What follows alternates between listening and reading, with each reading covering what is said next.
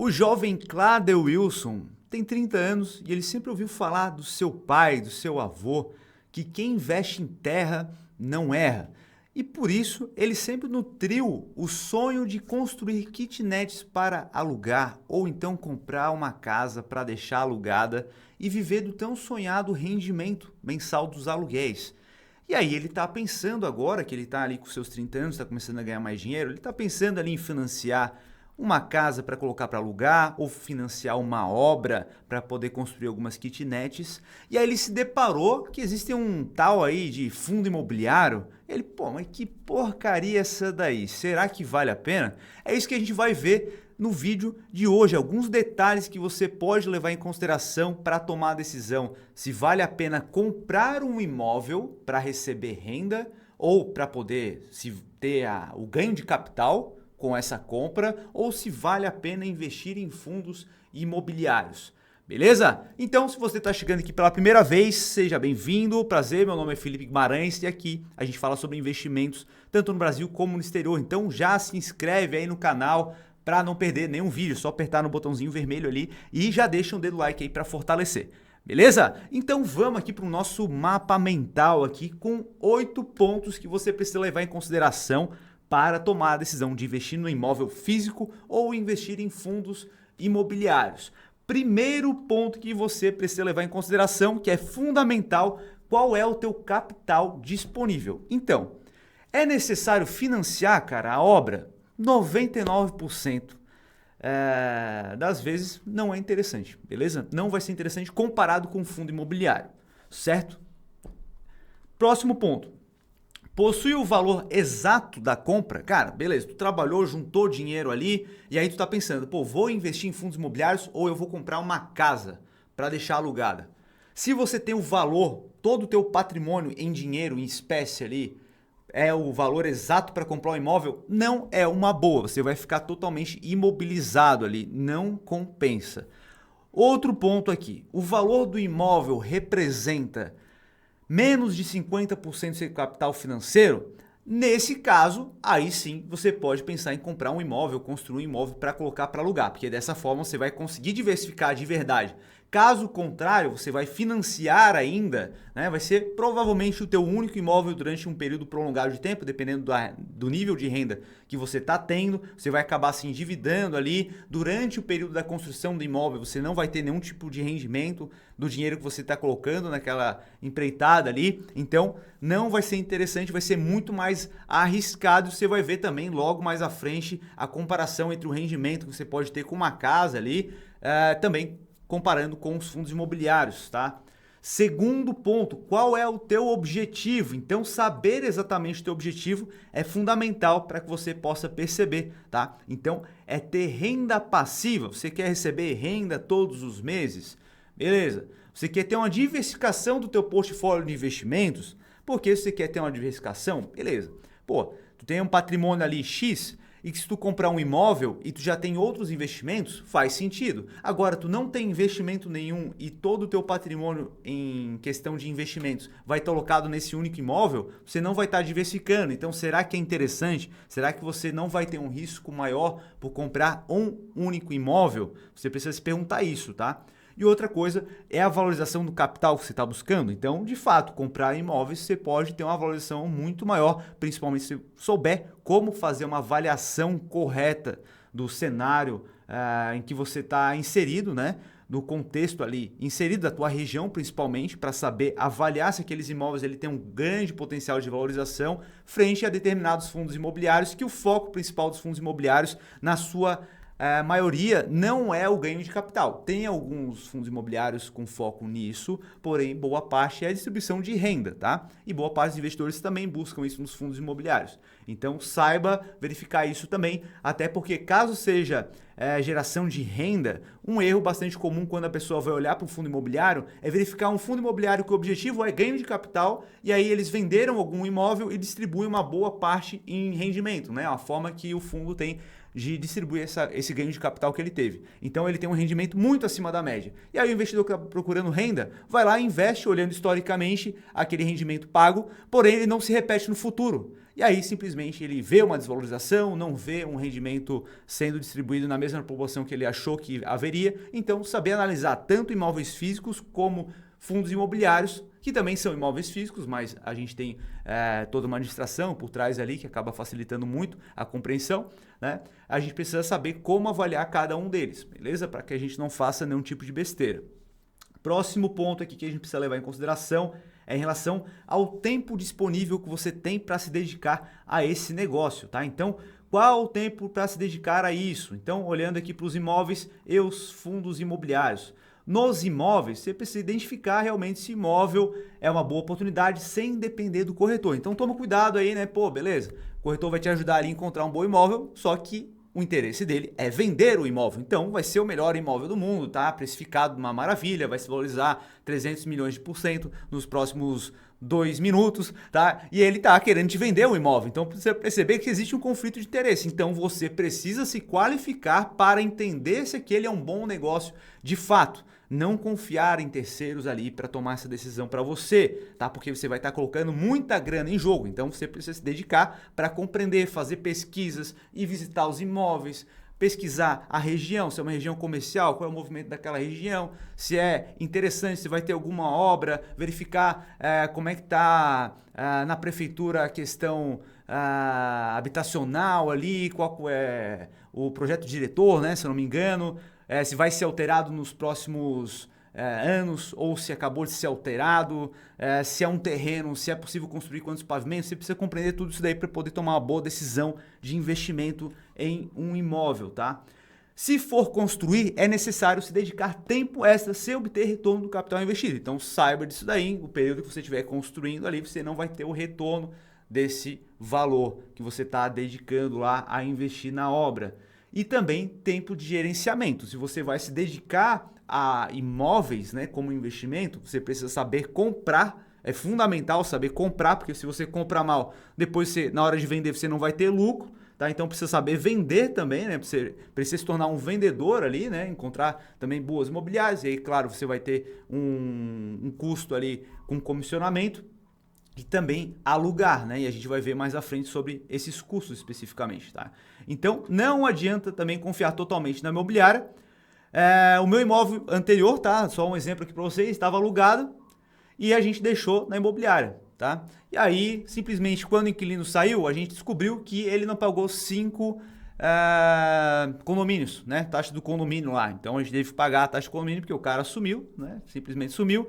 A imobiliária não quis pagar, né? Depois a gente entrou na justiça lá para poder reaver e aí toma esse prejuízo, né? Então você precisa ficar ligado porque você está delegando para uma imobiliária e talvez a imobiliária não faça o gerenciamento correto e também tem um custo desse gerenciamento feito pela imobiliária, beleza? Então você precisa colocar isso na ponta do lápis também. Beleza? Agora, em relação aos fundos imobiliários, cara, é muito mais simples entender como os fundos imobiliários funcionam, tá? Então, algumas horas de estudo, e aí você precisa se dedicar também para compreender e não fazer besteira, porque dá para fazer muita besteira também investindo em fundo imobiliário, tá? Já te tornam apto para avaliar se o fundo imobiliário é um bom investimento ou não. E o melhor é que tu não precisa nem sair de casa, tu não precisa ir lá e verificar de fato o fundo imobiliário. Pô, eu vou investir num fundo imobiliário de shopping. Não precisa ir lá nos shoppings que aquele fundo imobiliário possuem na carteira. É claro que você pode ir, né, se for perto da tua casa, pode ir lá ver o movimento, pô, verifica lá a quantidade de carros que entram e tal, tu pode fazer esse tipo de análise, mas nos próprios relatórios você vai encontrar lá a quantidade de carros que entram, qual é a taxa, qual é o rendimento, tudo você consegue verificar através dos relatórios do fundo, tá? Então, em casa mesmo, você faz algum treinamento, algum curso, alguma coisa, você vai lá, estuda, aprende como analisar um fundo imobiliário e aí você está apto a tomar uma decisão de investimento baseado na realidade ali para saber se é um bom investimento ou não aquele fundo imobiliário, tá? Não fica olhando só o videozinho no YouTube, cara, porque a gente tem um monte de aluno aqui que fez um monte de besteira com fundo imobiliário, simplesmente porque viu o vídeo da galera falando ali, esse fundo imobiliário é bom, esse aqui é ruim. Beleza, vê o vídeo lá e entenda, pô, legal, esse influencer aqui tá falando desse fundo imobiliário. Mas vai lá e estuda para tomar a decisão de investimento. Não compra porque o rapaz lá tá falando, porque se der ruim ele não vai falar que agora ele tá vendendo, se ele tá comprando mais, tá? Aprenda a fazer a sua análise própria ali, beleza? Isso aí é fundamental para tomar boas decisões de investimento. Segundo nada, quarto ponto aqui já. Tolerância ao risco. Então, cuidado com a falsa sensação de segurança dos imóveis físicos. Eu sei que parece que dá muita segurança, né? Pô, beleza, eu vou ter uma casa alugada ali e eu não vou ter mais nenhum tipo de risco com isso, porque imóvel só se valoriza e fechou. Se eu paguei 500 mil no imóvel, daqui a 5 anos ele vai valer 800 mil e é lucro, é só lucro e mil maravilhas, né? Toma cuidado com isso aí, tá? Alguns detalhes aí. Se você está alugando, inadimplência frequente, principalmente para aluguéis de até R$ 2.000, tá? Então, se tua casa aí, se tu for ter um aluguel aí de até R$ 2.000, normalmente nessa faixa aí costuma ter mais inadimplência. Então, você pode levar em consideração que alguns meses você não vai receber o aluguel certinho, tá? Então, verifica com a imobiliária também se tem alguma cláusula lá, se tem alguma taxa a mais que tu pode pagar para garantir que tu possa receber ali os aluguéis de forma frequente, que a imobiliária arca com esse custo durante um período ali, porque caso você vá alugar diretamente, pô, eu não quero o custo da imobiliária, eu vou alugar direto. Pode ter certeza nessa faixa aqui, é muito provável que você tenha inadimplência, então não é só mil maravilhas aí, beleza, aluguei lá e o cara paga certinho. Difícil, você tem que administrar isso daí. E aí o cara não tá pagando, você tem que perder tempo, parar de trabalhar no que você faz, atividade principal, para ir lá cobrar o cara, ficar conversando e tudo mais, tá? Inquilino quer abater aluguel para realizar reformas essenciais para habitação. Pode ter certeza, tá? Pode ter certeza. Tem uma casa alugada lá, pô, a torneira estourou, não sei o que aconteceu. Ah, vou descontar aqui, pode ser, do aluguel para poder consertar tal coisa. Pô, não sei, cara, toda hora vai acontecer alguma coisa e o teu aluguel lá, que era de R$ 2.000, por exemplo, não vai ser R$ 2.000, vai ser 1.700, às vezes 1.500, tá? Sempre vai ter alguma coisinha para arrumar e o teu aluguel vai ficar um pouquinho menor. Inquilino pode devolver o imóvel em péssimas condições, sendo necessário novos gastos com manutenção. Então, você precisa colocar isso na ponta do lápis, tá? Porque, queira ou não, né, você vai ter que desembolsar uma grana aí com a reforma do imóvel, tá? Principalmente quando o inquilino devolve em péssimas condições. A gente tem, cara, se pesquisar isso, conhecer alguém que tem um imóvel alugado, pergunta para ele como é que isso daí, cara. A maior parte das pessoas acabam se incomodando quando o inquilino acaba entregando o imóvel, tá? Dificuldade em retirar o inquilino inadimplente do imóvel. Então, cara, o cara não tá pagando de jeito nenhum, aí já tá um período sem receber rendimento e aí tem que tirar o cara ainda, cara, dá um trabalho, é uma dor de cabeça, é um estresse gigantesco. Então, você precisa levar isso em consideração também e isso tudo toma tempo. E invariavelmente o imóvel precisará de reformas. Então tu vai ter que tirar dinheiro do teu bolso aí para reformar a casa. Então o inquilino saiu, cara, vai ter que ter uma reforma lá, tu vai tirar dinheiro do bolso. E isso você precisa levar em consideração que diminui o teu lucro, né, com a venda. Então, pô, tu pagou R$ 500 mil no imóvel e aí ao longo do período ali tu gastou mais 50 mil com reformas, com 100 mil com reformas. Então o teu custo de aquisição ele acaba aumentando, né? E aí geralmente a pessoa só olha, eu paguei 500 mil, vendi por 800, tive um lucro de 300, né? Então você precisa levar em consideração todos esses custos adicionais que você vai tendo ao longo do caminho, né? Próximo ponto aqui, vamos lá. Agora em relação aos fundos imobiliários. E é claro que fundo imobiliário também tem riscos, tá? Principalmente que você vê ali na tela, gritando ali, pô, tá subindo, tá caindo, desvaloriza 10, 20%. E no teu imóvel, quando você compra o imóvel, você não vai ver, pô, paguei R$ 500 mil no imóvel, você não vê ele caindo na tela ali, pô, agora o meu imóvel vale 450, agora ele vale 400 mil. Só que na verdade o teu imóvel ele vale o quanto o mercado está disposto a pagar. Então o que acaba acontecendo muito é que a pessoa compra o imóvel por R$ 500 mil e ele pensa, agora eu vou vender o meu imóvel por R$ 600 mil. Eu preciso vender o meu imóvel e já faz um ano que eu comprei, ele agora vale R$ 600 mil com certeza. Com base em nada, né? Simplesmente porque ele sabe que imóveis se valorizam e aí ele, cara, vou vender por 600 mil porque agora vale mais. E aí o que acontece é que ele não consegue vender. Não consegue vender, passa um mês, passa 2, passa 3, passa 6, não vendeu por 600. Aí, cara, o que aparece de proposta é o cara, eu te dou R$ 200 mil e mais 2 Fiat Toro, tá ligado? Vai ser proposta assim, aí, pô, eu não quero pegar um carro, tem que revender o carro ainda. É esse tipo de proposta que vai receber. Então, há uma variação no preço do seu imóvel também. E o que acontece? Se você quer vender pelos 600 mil e não está conseguindo vender, o imóvel fica lá parado 1, 2, 3 anos e não vende pelo preço simplesmente porque você ancorou no preço que você pagou. E aí você não tira isso da cabeça. O teu imóvel vale mais, só não tem ninguém querendo comprar. Só que na verdade, se você vender por 450 mil, vai ter alguém, pau, paga na hora. Ou seja, o teu imóvel também pode desvalorizar, tá? Não vai nessa que o imóvel só valoriza, não. Fechou? Então você precisa verificar isso daí que se chama liquidez, que a gente vai ver mais à frente aí, tá? Quinto ponto, que é a liquidez, né? Logo em seguida já falamos da liquidez aqui. Então, imóvel tem uma baixíssima liquidez. Então, se você quer ter um imóvel como investimento, você precisa primeiro ter uma diversificação dos seus investimentos, né? Não pode ser o teu único investimento, esse imóvel.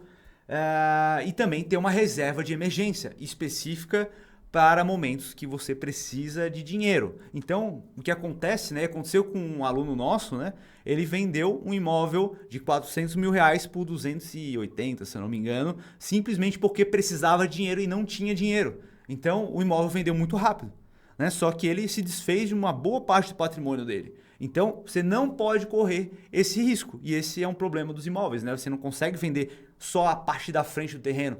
Eu quero... Meu imóvel vale, sei lá, 500 mil, eu quero 50 mil reais. Então, eu vou vender um banheiro que vale 50 mil. Não tem como fazer isso. Você tem que vender o imóvel inteiro e aí você vai vender muito abaixo do preço de mercado para vender rápido, tá? E aí, com os fundos imobiliários, você acaba mitigando isso. Porque é possível vender a qualquer momento e a quantidade que quiser. Então, uma cota é 100 reais. Então, tu pode vender frações disso, né? Tu tem 100 mil reais alocados em fundos imobiliários, você quer um dinheiro a mais ali que está precisando, né? É claro que não é para utilizar fundo imobiliário, como certos influencers já falaram aí, que funcionava como reserva de emergência. Porém, se você quiser vender, você não precisa vender os 100 mil reais. Você pode vender ali 10 mil reais, 5 mil reais, 100 reais, caso queira. Então a gente tem uma liquidez muito mais simples, você pode vender na mesma hora. Então eu estou aqui falando com vocês, eu posso entrar no meu home broker, vender ali e no dia seguinte o dinheiro eu já posso utilizar.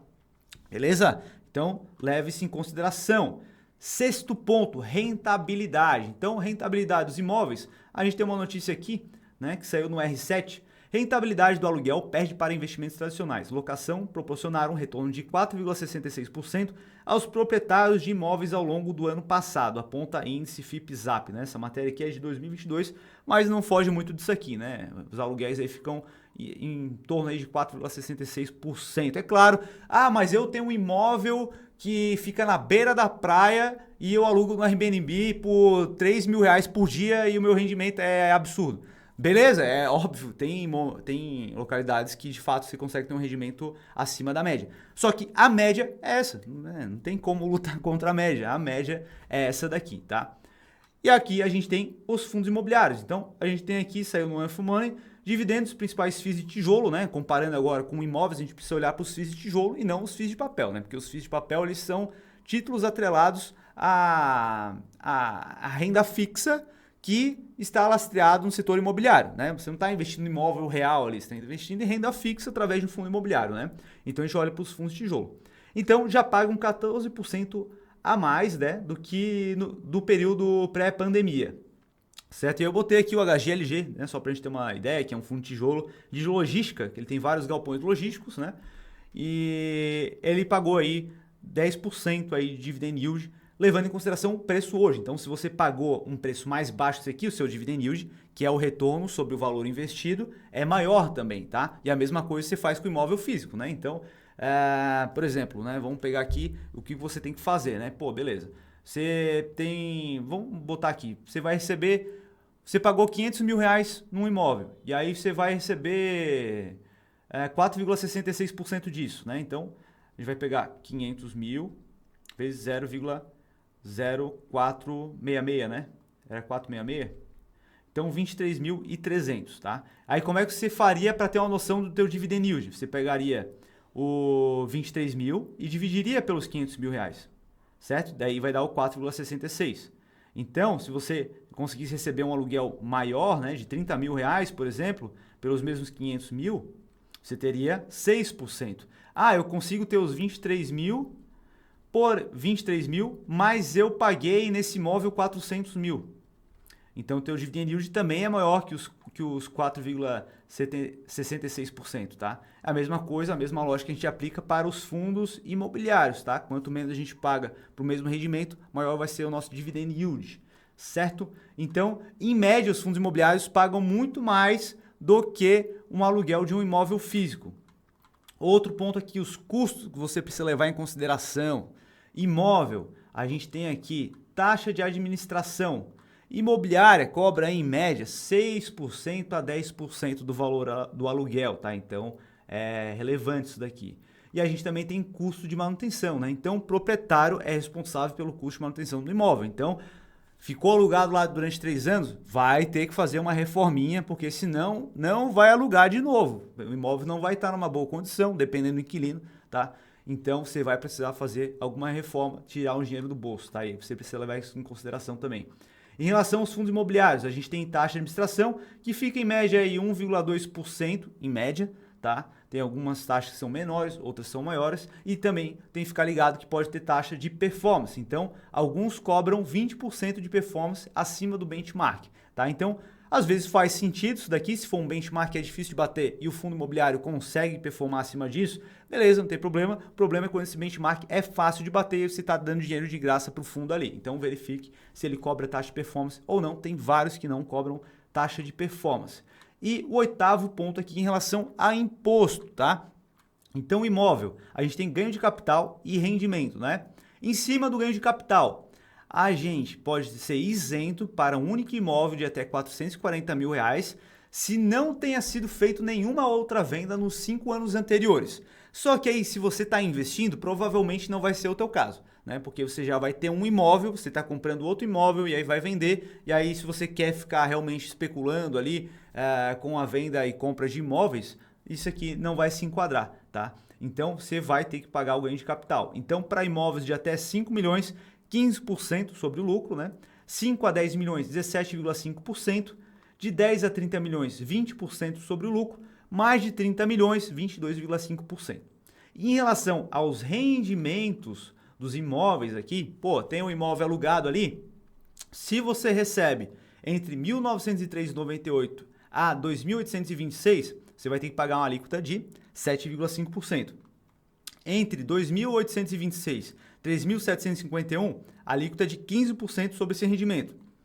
De 3.751 a 4.664, a alíquota de 22,5%. Acima de 4.664, vai ter que pagar uma alíquota de 27,5%. Agora, se você investe em fundos imobiliários, o teu ganho de capital, se você vender qualquer valor, vendeu R$100, né, R$1.000, tem que pagar sobre o lucro, se você tiver lucro, né? Se tiver prejuízo, não precisa pagar nada, né? Se você teve lucro, tem que pagar 15%. De imposto, tá? E rendimento é isento, não importa se você recebeu R$1, se recebeu 1 milhão em rendimento, você não vai pagar essa alíquota aqui, cara. Então, os rendimentos ali pagos pelos fundos imobiliários acabam sendo muito mais vantajosos na maior parte dos casos, a não ser que você seja um cara extremamente qualificado para trabalhar com os imóveis. Se é a tua atividade principal, trabalhar com imóvel, eu trabalho ali identificando imóveis de leilão ali, eu sei trabalhar com leilão e eu faço isso como atividade principal. Daí sim tu vai ganhar dinheiro. Agora não, eu sou um advogado, eu sou um médico e eu quero investir uma segunda fonte de renda ali.